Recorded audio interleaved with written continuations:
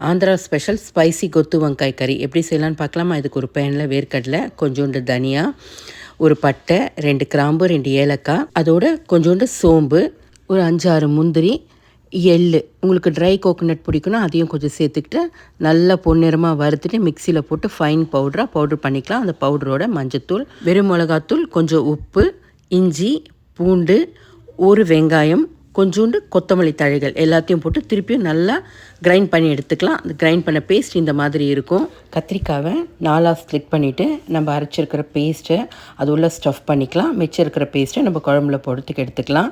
ஒரு கடாய் வச்சுட்டு கொஞ்சம் எண்ணெய் போட்டுட்டு கொஞ்சம் சீரகம், கடுகு, 2 காஞ்ச மிளகா, காரத்துக்கு 2 பச்சை மிளகா, கருவேப்பிலை, பெருங்காயம், அதோடு நம்ம ஏற்கனவே ஸ்டஃப் பண்ணியிருக்கிற கத்திரிக்காய் அதில் போட்டுட்டு மிச்சம் இருந்த மசாலாவையும் அதுலேயே போட்டு பச்சை வாசனை போகிற வரைக்கும் நல்லா ஒரு கிண்டிட்டு தண்ணியை ஆட் பண்ணிவிட்டு அப்படியே மூடி விட்டுட்டு கொதிக்க வைக்க வேண்டியது தான்.